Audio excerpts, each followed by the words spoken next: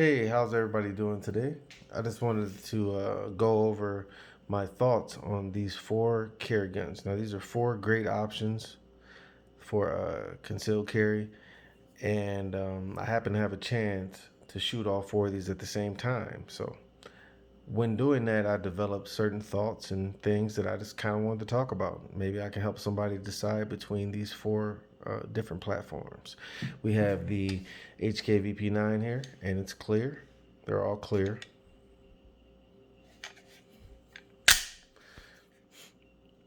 We have the M&P 2.0 compact with the Holosun um, 507C X2. And this is forget the name of this light, Enforce APLC. This is a same exact size as a Glock 19. We have the SIG P320 X carry right here, 17 round capacity. And a very beautiful design, and it actually came like this. So I don't know if SIG's doing something exclusive with the slide, or maybe it was the particular store that I bought it from. But yeah, I saw it, I thought it was beautiful, and I had to get it. And lastly, but not least, of course, we got the Glock 45, and this thing is mounted with the Holosun, but this is the first version with the green reticle. So let me talk a little bit about these firearms. Okay, what I thought about them. Well, first off, I guess I'll say that this one holds 17 rounds, the Glock 45. The SIG P320 X Carry also is 17 round capacity. The HKVP9, this is the 2020 version, the optics ready edition. I don't have anything mounted on it yet because I'm waiting for the plates to come in so I can put either RMR or Holosun on it. This is also the one with the updated magazines, so it comes with 17 round capacity as well. The M&P 2.0 compact, same exact size as Glock 19, 15 round capacity, excellent grip texture. Some people do say that it's a little rough. Also, it happened to come with these suppressor height sights. This is just an optics ready edition. I don't know what the exact model is, but it came like this with these extra serrations, suppressor height sights. It did not come with the Holosun, and it came with all the mounting plates you needed to put on a variety of different optics. So when I purchased it, I also purchased a Holosun optic and had it put on right there at the gun store. And this thing is it's really nice carry package. You kind of see the red dot there. So what do I think about these? Well, let's see where to start. I guess I'll start with feel in hand. Now the HKVP9 feels fantastic. I mean, the grip on this thing is amazing. It feels great in the hand. Now the texture is not very aggressive, but as far as like comfort in hand feel, like this is definitely one of the best. I would say it's probably the best feeling out of all of these, I think, but barely, because these guns, some of them feel really good in hand. Next, as far as feeling hand, well, I want to say,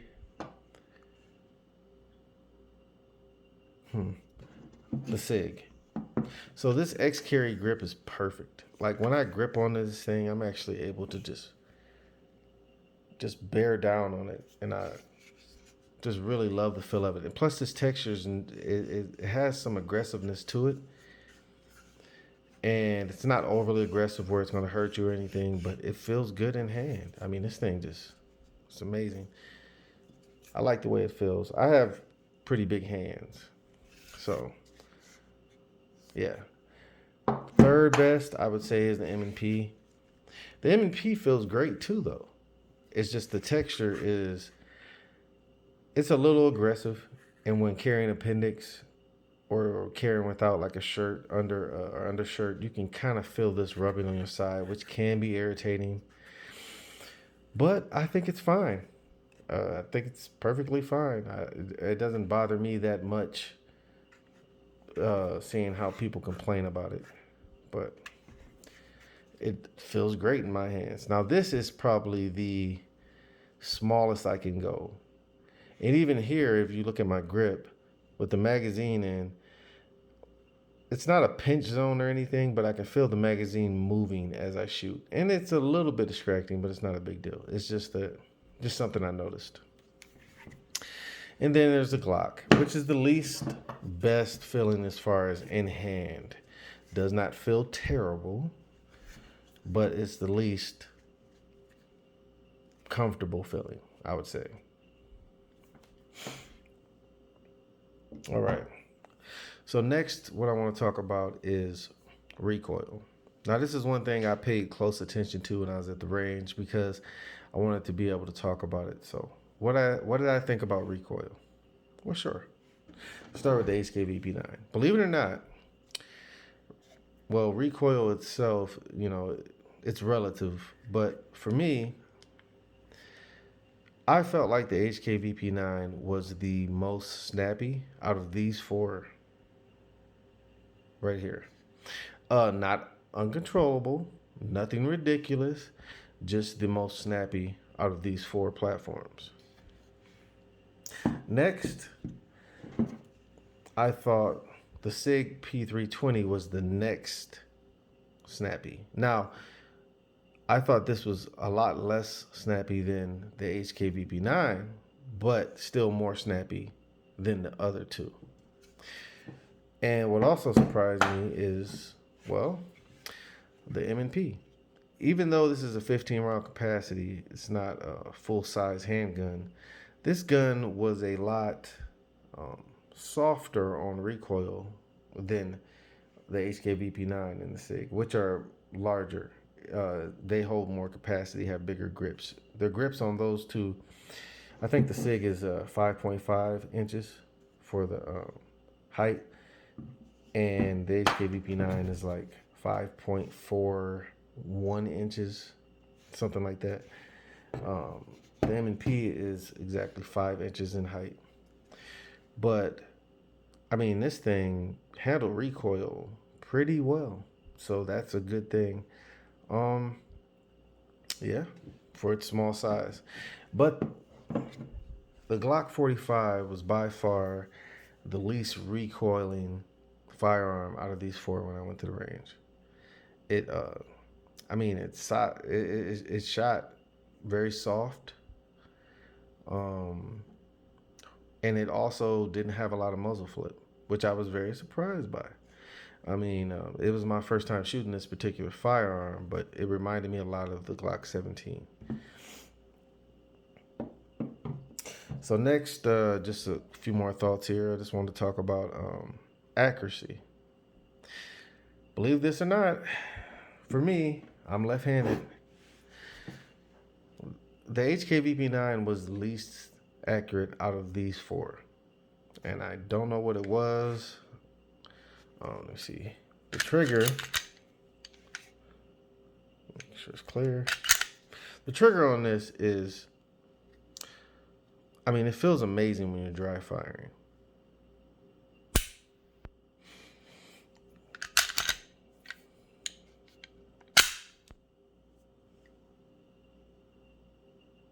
Let's reset. I mean, it feels great. It's just shooting it, just wasn't that accurate with it. Next, let's say the M&P. Believe it or not, I am very accurate with this gun. I mean, this gun shot extremely well. Now, true, I do have a holo sun on here, a red dot, which makes it a little easier to shoot accurate, but even with that, or even without that, when I shot this gun without the optic, it still was very accurate. Now, very accurate, I guess I'll say, for example, let's say this gun shoots like a three, 3.5, 4 inch group at like 20 yards, which is decent. And the thing that got me about the M&P, see it's clear, was the trigger. Now the trigger usually doesn't bother me. Like the trigger's not as bad as what people say it is, or people try to always talk about the hinge trigger. It's not that big of a deal. But I have noticed when shooting it, I always seem to touch the hinge part or the bottom of the trigger, and it does kind of throw me off a little bit. But once I pull through and fire,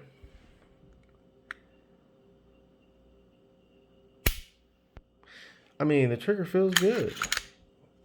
Reset. I mean, I didn't think the trigger was that big of a deal, but I do understand how it could take some getting used to. But this gun was very accurate for me. And with it being smaller than the other ones, I mean, that says a lot. So this would be the next most accurate pistol. Now, we're going to move on to the SIG P320 X-Carry. Now, this gun, I don't have an optic for it yet. I'm still trying to decide which optic I want to put on it, but I don't have one yet because I just purchased this firearm recently.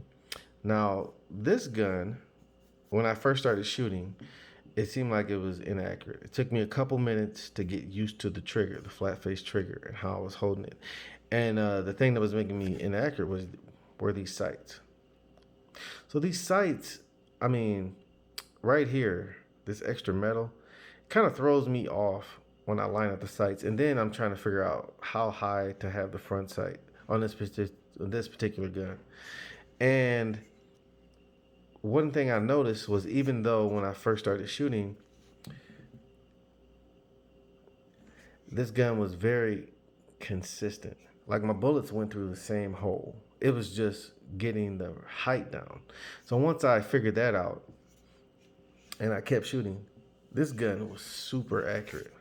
I mean, I'm talking a little hole at 20 yards. And it was very impressive considering I didn't even have a red dot on it yet. So I definitely think this gun is very accurate. And the next most accurate, was this one. I don't know what it is about the Glock. I'm not a Glock fanboy or anything. Maybe it's the larger grip. I am not sure. But this particular firearm with this optic was a laser beam.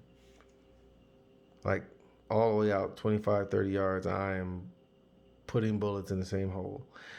And it actually surprised me.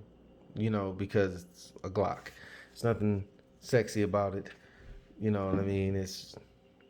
But it shoots good. And it has the softest recoil. And I mean, it doesn't have a lot of muzzle flip. I mean, and it has 17 round capacity. And it's the same size as the SIG. I was very impressed with this. Very impressed. The trigger on this one is take this magazine out. Sure she's unloaded. It's a standard Glock trigger. But one thing I do like about it is Glock triggers have a lot of forward pressure. So when it resets, it's a lot of forward pressure, which makes it seem like I can get my finger back out faster and back in. And I can shoot this gun really fast and really accurately. So the most accurate one out of these four would definitely be the Glock. One thing about the recoil on the SIG, it wasn't bad. It seemed a little bit snappy, but